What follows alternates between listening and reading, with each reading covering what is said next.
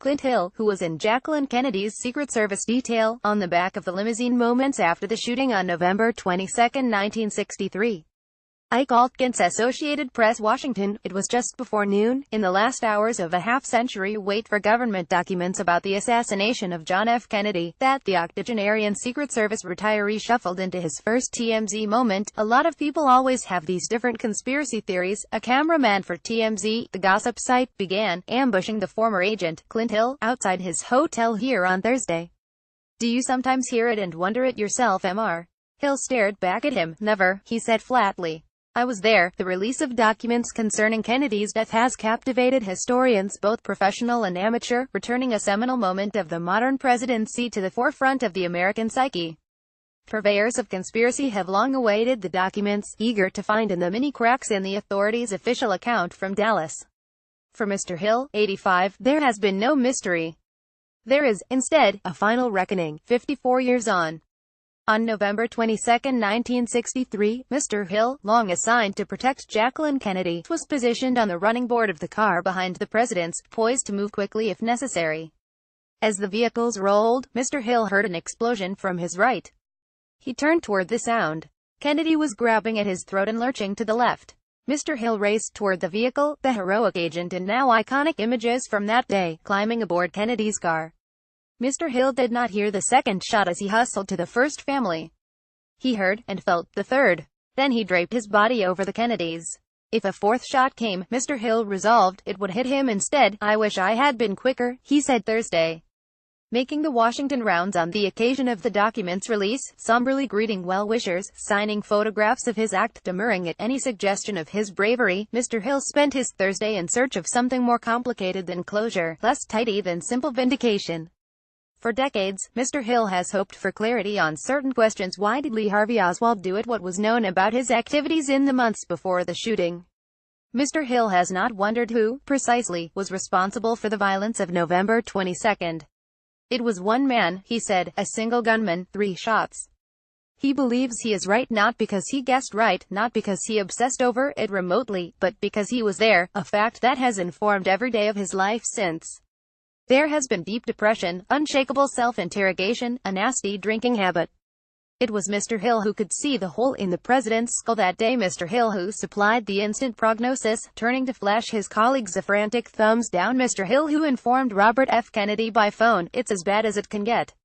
The president's brother hung up. You have to relive it all, Mr. Hill said softly on Thursday, shifting slightly in his seat.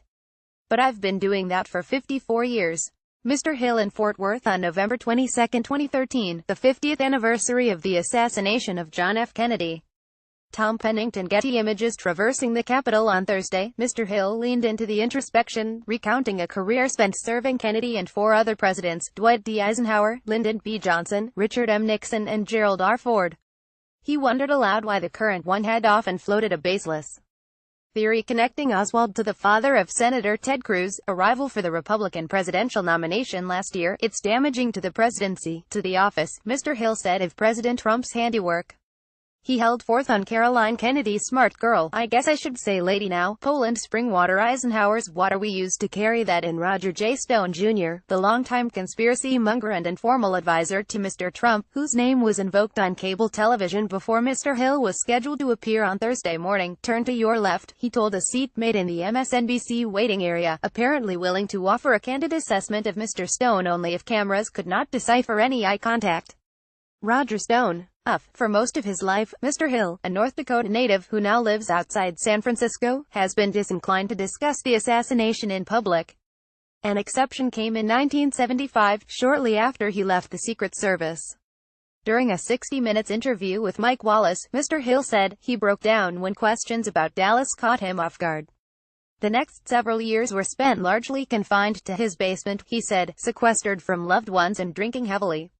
In the early 1980s, a friend convinced him his choice was clear: change or die. He cleaned up. By 1990, while in Texas for a conference, Mr. Hill steeled himself to return for the first time to the site of the assassination. He ventured to the 6th floor of the Texas School Book Depository, where Oswald aimed his rifle at the president, according to the Warren Commission. I checked everything, Mr. Hill said. Angles. What was the weather like that day? Where exactly was the shooter? Where were we? Everything. And I finally came away knowing that I had done everything I could. Guilt and shame persisted, he said, trailing him into old age. In 2009, a friend and former agent asked for his assistance on a book. Talking helped, Mr. Hill found. He decided to do more of it. His own book followed, a tribute to the woman he protected, titled Mrs. Kennedy and Me, written with Lisa McCubbin. They have since written 2 more books about Mr. Hill's career, very cathartic, he said. By now, Mr. Hill said, the conspiracy theories are little bother, even if he doubts that the document disclosure will discourage them much. On one count, though, Mr. Hill has remained vigilant in defense of his president. One last thing, the TMZ emissary shouted as Mr. Hill returned to his hotel.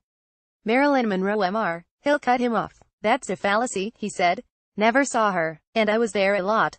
He ended the interview, stepping toward the hotel entrance, then turning back to ensure he had dispatched the only cameraman.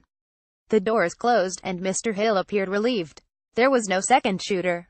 A version of this article appears in print on October 27, 2017, on page A15 of the New York edition with the headline, "An agent remembers I wish I had been quicker."